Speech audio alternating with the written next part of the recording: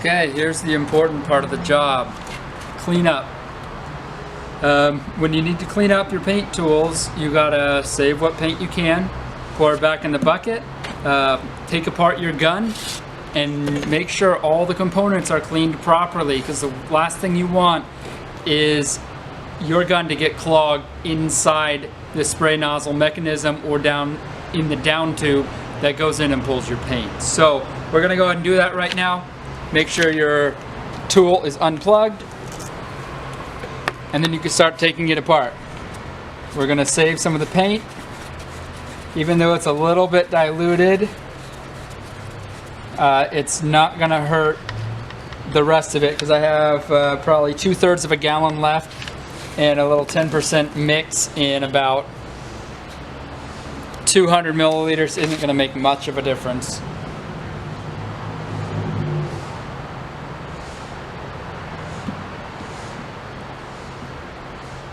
So save what you can, and I'll just leave that there.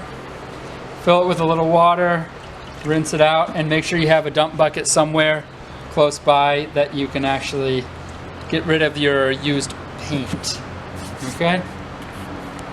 Set the gallon aside. Now your gun, you're going to want to take it apart. Most guns have a removable nozzle. So you just unscrew here, and the nozzle cap should come off, and then your nozzle cover, so to speak. This helps guide it into that spread pattern that we were talking about earlier.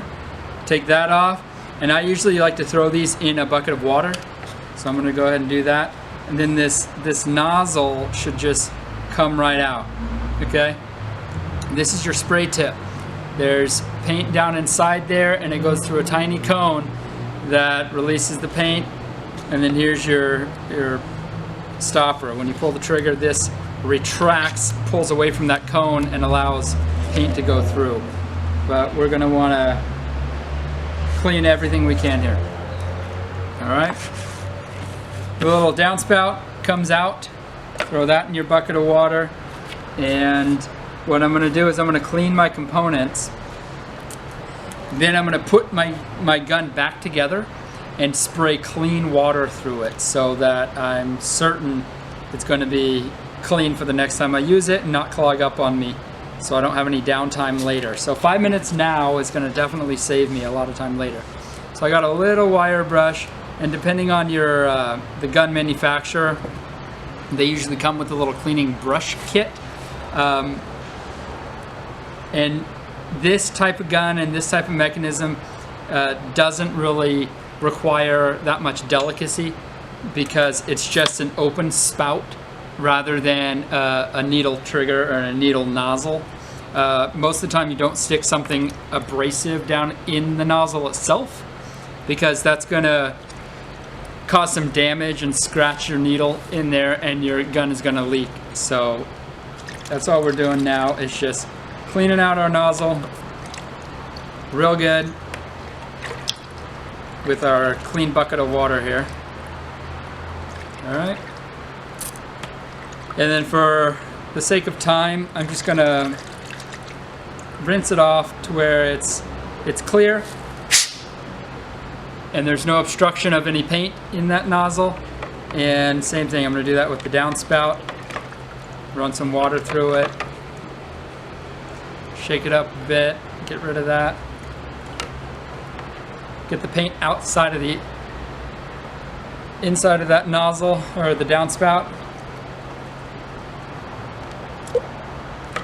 until it's relatively clean. Alright, we're going to clean it a little more later.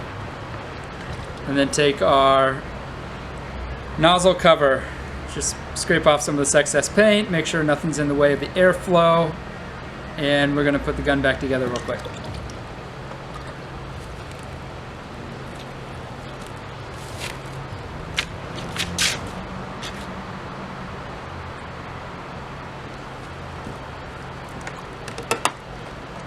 Okay, got my downspout.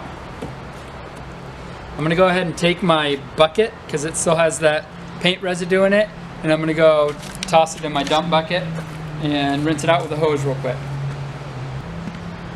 Okay, once I got my bucket cleared out, I'm gonna fill it about halfway with clean water. I'm gonna throw a little detergent in there. You can use a dish soap because that makes the water a little more viscous and it helps clear out your paint nozzle. So mix that up a little bit, get it all in there.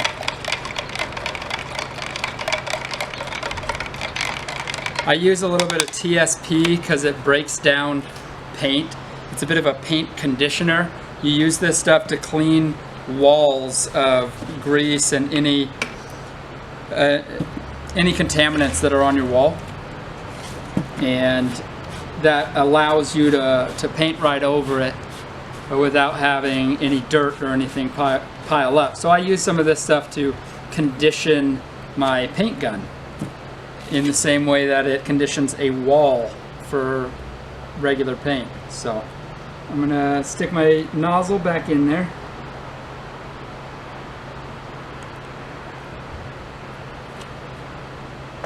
My nozzle cap, and lock it down with the lock nut. Alright, let's plug her in, and then what you do here is you spray onto a surface until your water comes out clear, and you know you don't have any more paint in the downspout. But then I'm going to take it apart again and get that last little bit of residue out of my paint gun. So I got it started up.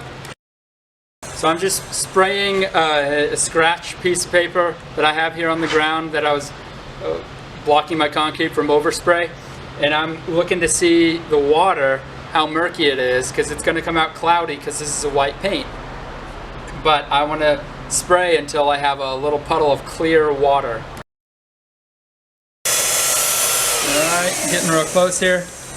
One way you can test it is spray your paint gun into a clear cup, or any cup for that matter, and see if you have murky water still.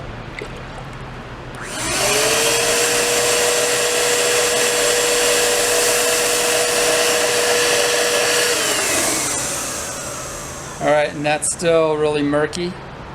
Alright, and remember we had a little TSP in there, so that's going to be some of the detergent that is going to make it cloudy.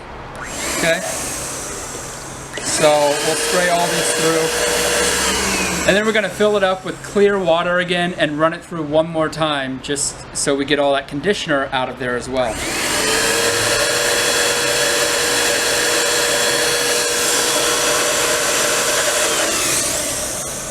I'm about out of water. Again, fill it up with some clean water and do it all over again. So I've cleared it out. I'm about halfway full. And then that's it. We're gonna run some clean water through it, take it apart, make sure that nozzle's nice and clean, and then we have a clean gun to use for next time. All right. Thanks for watching.